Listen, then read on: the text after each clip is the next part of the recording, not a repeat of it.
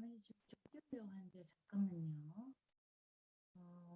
화면을 다른 쪽으로 해서 아까 전체 화면을 열려고 하는데 네, 지금 조금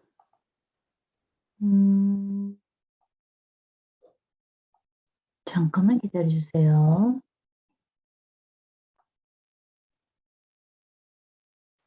자, 소리를 공유하고 있고 또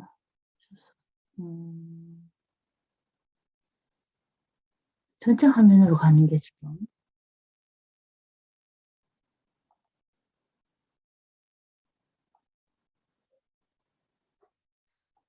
전체 화면 방금 실수로 닫았는데 화면 공유 주신 건 맞죠?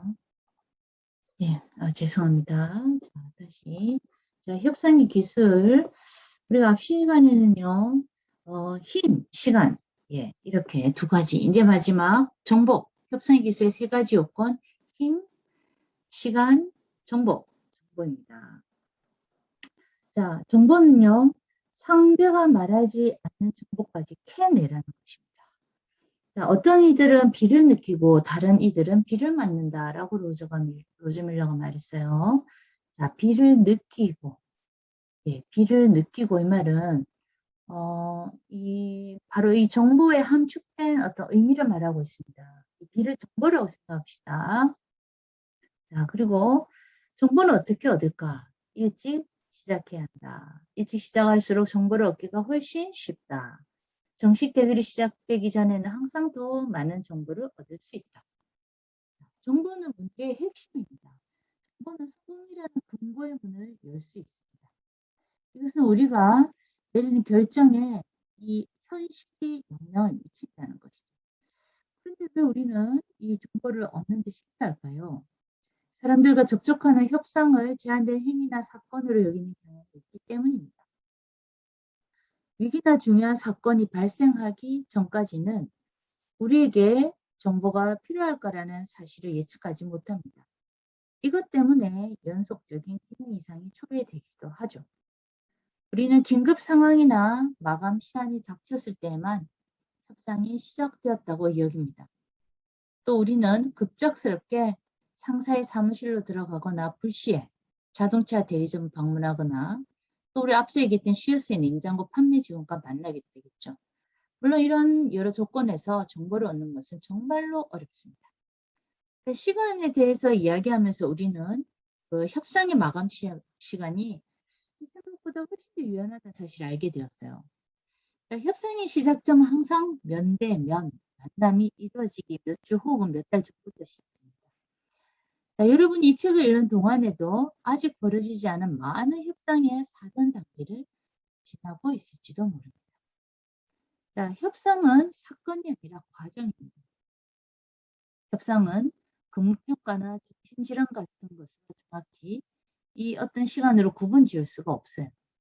예를 들어서 정신과 의사가 이렇게 말합니다. 6월 6일 금요일 오후 4시에 당신은 정신병자라고 진단을 내렸다고 합시다. 그럼 정확히 그 순간에 정신병자가 되나요? 환자가 3시 59분에 정상이었는데 갑자기 60초 뒤에 미쳐버릴 수 있나요? 당연히 그렇지 않습니다. 그 환자는 오래전부터 증상이 있었어요. 정신질환은 오랜 기간에 걸쳐서 나타나는 과정이기 때문입니다. 자, 실제로 협상이 벌어진 동안에도 한쪽 혹은 양측 모두 자신들의 진짜 관심 그리고 필요사항, 우선순위가 뭔지에 대해서 감추는 경우가 많아요. 정보가 곧 힘이기 때문입니다. 그래서 감춘다는 것이죠. 상대방을 완전히 신뢰할 수 없는 상황에서 특히 더 그렇겠죠. 경험 많은 말 거래상은 절대로 판매자에게 어떤 말에 진짜 관심이 있는지 말하지 않아요. 그러면 그 말의 가격이 올라갈 거기 때문이죠. 물론 상대가 진짜로 원하는 것, 상대의 제한 조건, 마감 시한을 알 수 있다면 당신에게 크게 유리할 겁니다. 하지만 숙련된 협상가와 적대적인 분위기에서 협상이 진행되는 동안에는 이런 정보를 얻어낼 기회가 거의 없다고 봐야 합니다.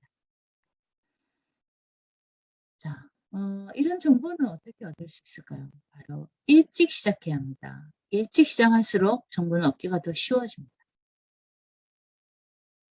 자, 상대방에게 이 위협적이거나 완벽하게 보이면 상대방이 더 많은 말을 해줄 거라고 추측한 사람들이 있어요. 근데 실제로는 반대입니다. 혼란스럽고 무방비 상태인 것처럼 보일 때 그 사람들은 선뜻 정보와 충고를 건네줍니다. 그때 당신을 도와주려고 하죠. 답변을 내놓는 것보다 질문을 더 많이 하세요. 답변을 알고 있다 하더라도 질문을 하세요. 그렇게 하면 상대방을 신뢰해도 좋을지 시험해 볼 수가 있습니다. 자,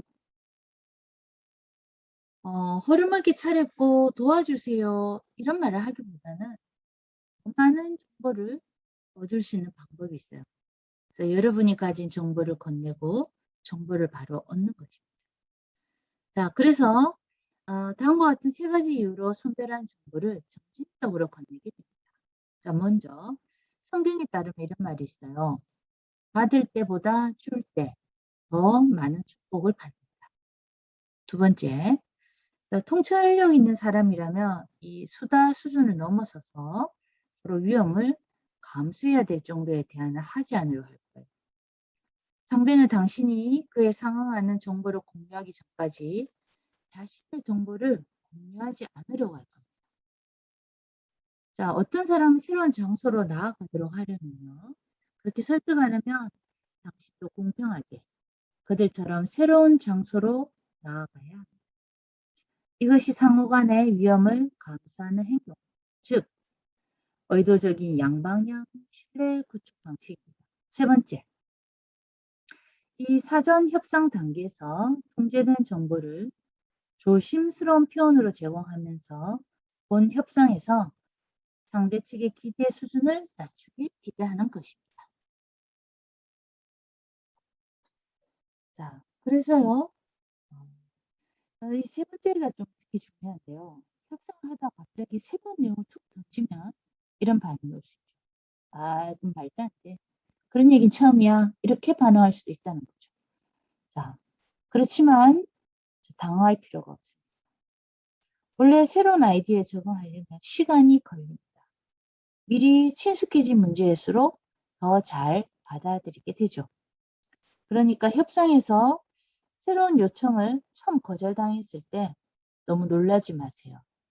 아니요라는 반응이지 그 사람 입장은 아닙니다. 당신의 제안에 부정적으로 반응하는 사람들은 단순히 그 제안을 평가하고 그들의 생각을 정리할 시간이 필요할 뿐입니다. 충분한 시간을 두고 반복해서 노력하면 거의 모두 아니요를 아마도 예로 바꿀 수 있습니다. 리처드 닉슨 대통령 탄핵에 대해서 대중의 초기 반응도 마찬가지입니다. 처음에 이 탄핵회가 났을 때 1600명을 대상으로 유권자들의 표심을 미리 파악하는 설문조사가 있었어요. 그때 92%가 반대했어요. 그 이유는 그런 건 처음 들어본다. 대통령의 권위를 약화시키는 거다. 미래 세대에 안 좋은 선례가 될 수 있다. 자, 3개월 내에 또 같은 사람 대상으로 설문조사. 그때는 찬성하지 않는 사람 비율이 80%로 떨어졌어요. 또 몇 개월 후에 다시 조사했어요. 탄핵 반대가 68%로 또 떨어졌어요. 자, 그 다음 마지막 조사에서는요. 60%가 이 대통령 탄핵에 결국 찬성합니다. 이 많은 사람들이 어떻게 결심을 바꿨을까요? 거기엔 분명히 다음과 같은 두 가지 이유가 있어요. 뭘까요? 바로 그 추가 정보를 받아들인 겁니다. 또 처음 생소했던 아이디어에 익숙해지죠. 변화와 새 아이디어는 한 입 크기로 잘라서 천천히 제시할 때 더 잘 받아들여진다는 사실을 기억하십시오. 자, 그리고요.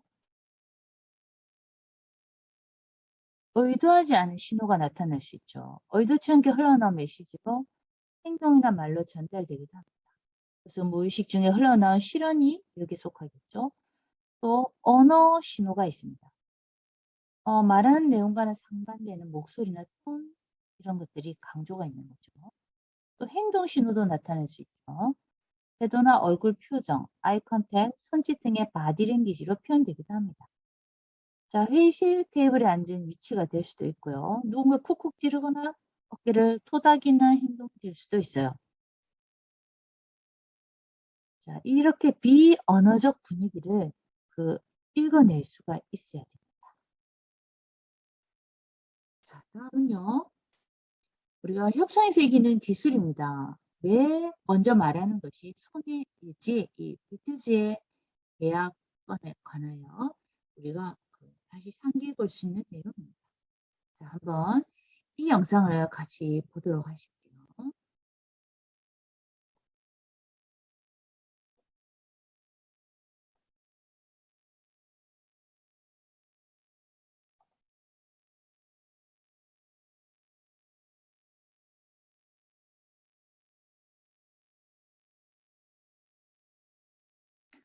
자,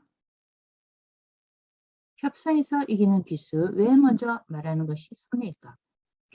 비틀즈의 수백만 달러의 수익을 잃은 이유를 설명해 주세요. 비틀즈의 첫 영화 Hard Day's Night 1964년 3월 제작에 들어가 그해 7월에 개봉된 이 영화는 전 세계적으로 큰 성공을 거둡니다. 영화 개봉 4일 후 발매된 비틀즈가 부른 영화의 사운드 트랙 음악은 1964년 미국 빌보드 앨범 차트 1위를 기록합니다. 영화 제작을 위한 계약 당시 제작사 UA는 협상에 나선 비틀즈의 매니저 브라이언 앱스타인에게 출연료 25,000달러와 일정한 비율로 수익을 나누어 줄 수 있다고 말합니다. 그리고 곧이어 이 일정한 비율에 관한 협상에 들어갑니다. 제작사는 앱스타인에게 먼저 조건을 말할 수 있도록 발언권을 줍니다. 앱스타인은 당당하게 적어도 7.5%는 받아야겠다고 말합니다. 이후 계약은 앱스타인의 심기를 크게 건드리지 않으면서 별 문제 없이 마무리됩니다. 여러분은 여기서 문제점을 발견하셨습니까? 책 하버드 협상 강의는 비틀즈에게 수백만 달러의 수익을 날려버린 치명적인 실수가 있다고 밝힙니다. 저의 경우 두 부분이 문제점이라고 생각했습니다. 제일 먼저 떠오른 것은 7.5%의 수익이 너무 작다는 것입니다. 당시 비틀즈는 떠오르는 세계적인 스타이기에 첫 영화지만 기본적인 관객을 확보할 수 있었습니다. 대박은 몰라도 망하지 않는 보장된 수익원이라고 말해도 틀리지 않습니다. 따라서 거절당하더라도 7.5%보다는 좀 더 높이 불러도 되지 않았을까 하는 아쉬움이 있습니다. 두 번째 문제점은 책에 쓰인 내용만으로 본다면 제작사가 제시한 출연료 25,000달러에 대해 이렇다 할 반론 없이 받아들였다는 것입니다. 더 받을 수 있는 여지를 살리지 못하고 상대방이 제시한 금액을 그대로 받아들였기 때문입니다. 매니저인 앱스타인이 7.5%나 25,000달러 정도면 합리적이라고 판단해 반대 의견 없이 받아들였을 수 있습니다. 자신의 의견을 큰 반대 없이 존중하는 제작사의 자세가 마음에 들어 계약했을 수도 있습니다. 좋은 게 좋은 거라고 굳이 얼굴 붉히며 싸울 필요까지는 없으니까요. 그렇다면 책은 어떤 부분을 문제라고 지적하고 있을까요? 책은 앱스타인이 자신의 협상안을 먼저 말했다는 것이 치명적인 실수라고 지적합니다. 자신의 패를 보여줘 버린 것입니다. 상대방은 앱스타인의 패를 중심으로 이야기를 펼쳐나갔습니다. 물론 자신은 25%를 생각하고 있었다는 패는 보여주지 않으면서요. 제작사도 먼저 출연료를 말하지 않았느냐고 반문하실 수 있습니다. 사실 비틀즈의 경우 출연료는 영화 수익에서 차지하는 비중이 크지 않을 수 있습니다. 비틀즈가 주인공인 영화라면 출연료와 제작비만 건지는 정도로 영화를 제작하지는 않았을 것입니다. 영화 상영을 통한 수익, 영화 판권을 팔아서 얻는 수익, 그리고 영화 음반 수익도 예상할 수 있기 때문입니다. 따라서 진짜 큰 수익은 영화가 개봉된 이후에 나오게 됩니다. 이 부분에서 협상의 본 게임이 시작되는 것입니다. 비틀즈의 매니저인 앱스타인도 이런 부분을 감지했기에 바로 비율 문제로 넘어간 것이지 않나 생각합니다. 물론 제작사가 부른 출연료 25,000달러도 비틀즈라는 이름에 민망하지 않은 선에서 최저 금액일 수 있습니다. 우리는 비틀즈의 사례를 통해 교훈을 얻었습니다. 내 패를 먼저 보여주지 말라. 그러기 위해서는 먼저 말을 해서는 안 됩니다. 상대방을 패를 보며 협상을 하는 것이 가장 유리합니다. 그런데 만일 먼저 말할 수밖에 없는 상황에 놓인다면 어떻게 해야 할까요? 이 경우는 자신이 생각하는 최저선보다 어느 정도 더 높은 안으로 말하는 것이 좋습니다. 그만큼 협상에서 이용할 수 있는 여유 공간이 생기기 때문입니다. 상대방이 깎으려들면 여유 공간 내에서 어느 정도 양보하는 척하면서 합의를 볼 수 있어 융통성이 생깁니다. 협상력이 높아집니다. 이러한 사례는 주인과 손님의 가격 흥정, 계약, 연봉 협상 등 우리 주변에서 흔하게 목격할 수 있습니다. 예를 들어 연봉 협상이나 경력직 채용 시 관리자가 먼저 얼마를 원하시나요? 라고 묻습니다. 보통 이렇게 하는 것이 순서고 당연한 것이라고 생각하실 수 있습니다. 하지만 이면에는 내 패는 보여주지 않으면서 상대의 패를 보고 판단하는 전략이 숨어 있습니다. 그런데 여기서 자신이 생각한 금액을 그대로 말한다면 어떻게 될까요? 또는 사장님이 이 금액 이하로 계약하면 안 된다며 영업사원에게 지시했는데 거래처에 그 최저 금액을 솔직히 말한다면 어떻게 될까요? 이럴 경우 자신이 원하는 금액대로 받지 못해 손해를 보거나 계약이 깨질 확률이 높습니다. 제시한 금액을 상대방이 최저라고 받아들일 리 없기 때문입니다. 분명 더 깎을 여지가 있다고 생각하며 무리한 제안을 할 것입니다. 따라서 협상에서 이기려면 내 패를 먼저 보여줘서는 안 됩니다. 즉, 먼저 말하지 않는 것이 좋습니다. 패를 보여주더라도 어느 정도 여유 공간을 확보한 패를 보이는 것이 좋습니다. 마지막으로 책을 통해 알게 된 한 가지 중요한 팁을 말씀드리면서 오늘의 동영상을 마칠까 합니다. 그것은 바로 상대의 배려와 친절이 함정일 수 있다는 사실입니다. 최근 비틀즈 매니저인 앱스타인이 제작사가 먼저 조건을 말하도록 한 일을 일종의 배려라고 생각하지 않았나 추측합니다. 이 배려가 함정이라고는 꿈에도 생각지 못했을 거라고 설명합니다. 만일 여러분이 다음과 같은 상황이라면 어떻게 하시겠습니까? 협상차, 외국 거래처를 방문해야 합니다. 그런데 거래처가 도착하는 공항에서부터 숙소까지 손 하나 까딱하지 않게 극진한 대접을 합니다. 방문하느라 지쳤을 여러분에 대한 세심한 배려에 진심으로 감사하다는 생각이 듭니다. 이때 상대 측 담당자가 묻습니다. 출발하실 때도 저희가 모셔다 드리겠습니다. 출발 수속도 해드리고 공항까지 모셔다 드릴 준비를 하려는데 언제 출발하시나요? 친절에 이어 철저함에 또 한 번 감탄합니다. 감동한 여러분은 7일 후 출발한다며 항공 티켓을 보여줍니다. 이제 여러분의 협상 최종 기한이 7일 후라는 사실을 거래처가 알게 되었습니다. 이제 거래처에 남은 것은 최대한 시간을 끌어 여러분을 궁지에 몰리게 해 유리한 결과를 얻을 전략을 세우는 것입니다. 그동안 제가 흥정이나 사업에서 마음고생했던 기억들이 무수히 떠오릅니다. 이 책의 내용을 예전에 알았더라면 하는 아쉬움이 가득합니다. 책 하버드 협상 강의를 통해 여러분께는 저와 같은 실수를 하지 않으셨으면 하는 바람입니다. 마음고생도 덜고 협상력도 높이는 데 도움이 되셨으면 합니다. 감사합니다. 네, 지금 이거 지금 다른 하나 떠버렸는데, 자, 우리가 들었던 여기 협상의 기술에서 지금 마지막에 보셨던 이 비틀즈가 소매달리 수익을 잃은 이유에 관한 영상은 이 허브 코인의 협상의 기술과는 완전히 다르지가 않습니다. 그래서 먼저 자신의 패를 보여주는 것이 손해라고 말하는 이유는 마지막에 최저선에서 알파가 있기 때문에 먼저 그 패를 보여줬을 경우 상대에서 더 유리하게 그 패를 이용한다는 것이죠. 여기서 우리가 일상생활 속에서 협상하는 기회가 상당히 많아요. 아까 직장에서의 면접회 같은 경우인데 물론 면접에서는 항상 금액을 원하는 금액을 말하라고 합니다. 우리가 생각할 때 보통 친구들한테 듣기로 뭐 연봉이 3천이더라. 그러나 어떻습니까? 자, 3천이라고 말하지 않고 500을 더 얹어서 3,500이라고 말해보는 겁니다. 그럴 때 이 500은 그 알파의 역할을 할 수 있다는 거죠. 자, 그래서 이 허브코인의 협상의 기술은 말 그대로 우리한테 기술을 알려주는 겁니다. 그러나 이것도 너무 그 기술을 잘못 쓰게 될 경우는 상대가 그 얕은 수라고 생각하고 읽어버릴 수 있기 때문에 얼마나 이걸 그 상대가 모르게 잘 써야 하는지 예, 좀 생각해 보셔야 되고요. 그리고 그 친절과 배려가 사실은 그 협상을 위한 이런 초석을 까는 것이었다. 이런 것들 생각해 보시면 상대가 내게 원하는 게 있을 때 그 유리한 위치에 서기 위해서 오히려 친절과 배려를 한다는 것이죠. 네. 자, 다음에는 설득의 심리학에서 일관성의 법칙에 대해서 공부하도록 하겠습니다. 여러분 들어주셔서 감사합니다. 자, 여기서 마치도록 하겠습니다.